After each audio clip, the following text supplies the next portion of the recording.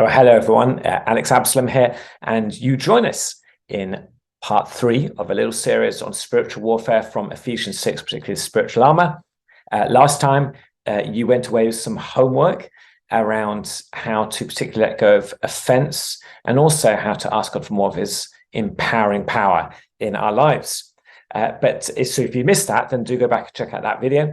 And I think you'll find that super helpful. But today, what we're going to do is move on and think about the struggle that we're in, and also how this works, how the attacks of the evil one work at an institutional level as well. So, verse 12 of Ephesians 6, if you want to grab your Bibles, open it up.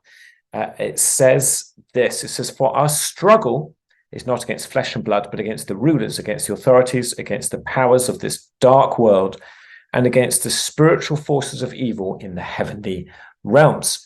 So, first of all, Paul talks about this as a struggle. The Greek word is pale, which literally means a wrestling match. And this is taken from Greek wrestling in the ancient world. And the word, which is, by the way, this is the only time this word is used in the New Testament. So Paul's taking it from a secular context, but it refers to a contest where you'd have two people wrestling, there'd be fighting, but it wasn't just some kind of gentle high school bout where everyone's shaking hands and being very polite afterwards. But instead, what would happen is in this sort of wrestling, that you'd be seeking to throw your opponents in such a way that when you were the victor, you would hold them down, you would pin them down, and the loser would have their eyes gouged out.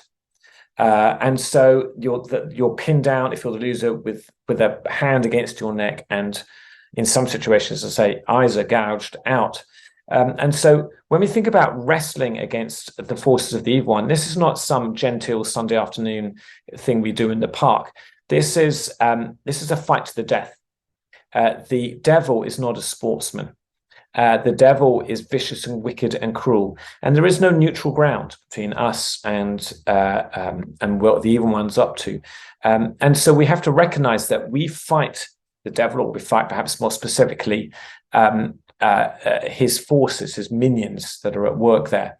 And so there are hierarchies of spiritual powers that Paul wants us to understand that are in operation in the world around us, these spiritual forces who oppose God, who oppose his kingly rule. And what Paul does is he piles up in our text here all these words to help us understand it. And so, and in fact, does so throughout Ephesians. So just a few examples. In chapter 1, verse 21, he talks about rulers, authorities, powers, dominions, and names. In chapter 4, he adds the word captivity to that. Verse 8, at the end of chapter 4, verse 27, he refers to the devil by name for the first time there. And he also names here in Ephesians 6, he goes back to many of those terms. He talks about the powers of this dark world. In fact, this is an interesting little phrase. Literally, when he says in verse 12, the powers of this dark world, literally it is the world rulers of this darkness, is what he refers to, the world rulers of this darkness. The word, there's a very interesting technical word that he uses there again. So in verse 12, he talks about the powers of this dark world. The word for powers is a different one that he uses normally. It's the word cosmokrator. Cosmokrator. In fact, it's only ever used here in the New Testament. And it literally means, so cosmo comes from cosmos, which means world, and krator comes from ruler. So it means you could translate it as to lay hold of the world, or perhaps more interestingly, you called it world rulers. And so Paul's saying there are these spiritual forces that attempt to be world rulers that are around. And he gets this language from Ephesus. If you go back to our first session in here, we talked about how it's a culture full of magic and occult practices and spell casting and so on. And Paul takes it almost certainly from that culture. And he says there's these forces that seek to infiltrate and have power at a kind of much bigger scale than just individual demonization or something like that. And there seems to be something here. Now we have to be careful. By the way, I was going to say, here's the careful. We don't get an exact listing here. He doesn't say this equals that and that equals this. And so it's not as clear as that. But what Paul is saying is there are these different types of spiritual entities out there, some of which are evil, and they have different levels of power and authority. And we need to be aware of that. And some of them, what they're going to do is they're going to impact the individual, impact We obviously take personal responsibility for dealing with that, and deliverance is part of the process we deal with there.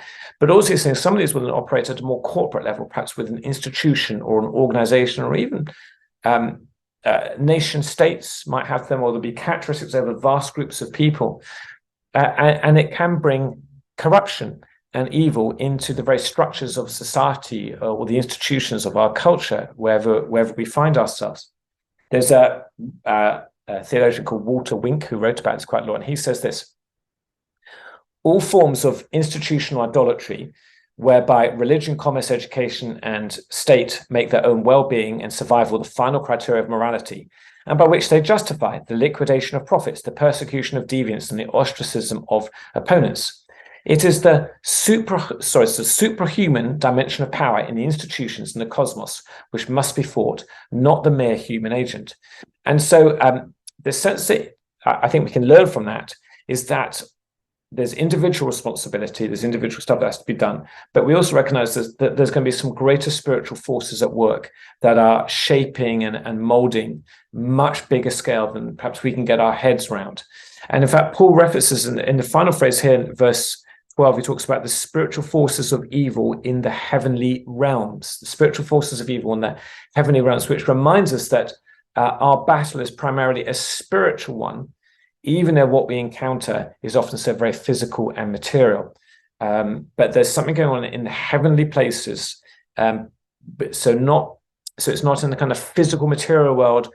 First off, it's not in God's heavens, but this is in between the second heaven, which is kind of New Testament way of speaking about this zone where the spiritual battle takes place. And so I think let's pull this together. The way to understand this, I would suggest, is something like this. We can't come up with a detailed plan of the hierarchy of evil, but Paul nevertheless is wanting us to be aware of the presence of these different forces, these spiritual powers, to be aware of their wicked schemes and their methods, not to be fearful, but yet to come with a clear-eyed godly awareness. And Paul is saying that the challenge, the call over us as followers of Jesus, is that even these world rulers can be resisted if we are closely allied to Christ, if we fight according to his ways, if we are utterly sold out to being on Team Jesus. That sounds too casual almost, doesn't it? That we are to allow ourselves 100% with Jesus and say, Lord, show me what my part is in this, and in those places I will take my stand as you call me to do so. So I will stop there. So let me give you 2 bits of homework, and then the next time we're going to jump properly into the armor and think about that. So 2 questions for you. The first piece of homework is this: how far are you willing to go in struggling or wrestling, to use that analogy, against the spiritual forces of evil? How far are you willing to go? So, and I think the way to think about this is, where and when are you most tempted to try to compromise, to negotiate a peace treaty with the enemy? Might be a way of thinking about this. From a biblical perspective, we're not allowed to do that. There is no peace treaty to be made here. But we get tempted to do that. We get tempted to go, well, and we start to rationalize it and justify. Now, I'm not saying we have to go out and be Pharisees all of a sudden. So we have to nuance that part. But nevertheless, we need to come with a posture of like, this is a serious wrestling match that's going on, and I need to take this with a high level of discipline and intensity, and recognize that there is something very mighty that's going on here, and I need to play my part. But I can't come into this kind of lightly or glibly, or just think, I can just kind of ignore it and let it wash over me. That's not an option for us. So particularly think about, where are you most tempted to compromise, or when are you most tempted to compromise or try and negotiate with the enemy? Second question: where do you see evil forces corrupting structures and institutions? Now, wherever you land on this conversation of how much just has happened spiritually, I think most of us would say the enemy attacks individuals, but also he does work through a bigger corporate level. So think about the corporate level for a minute. Where do you most see evil forces corrupting structures, institutions, and where particularly are you called to take a stand? Where are you called to play your part And I think particularly the way I think we do that is thinking about how does this change how we pray?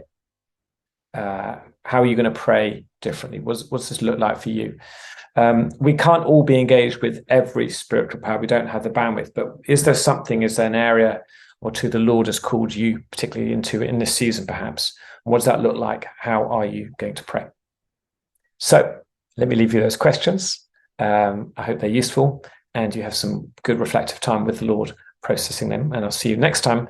And we're going to jump properly into verse 13 and start to think about spiritual armor.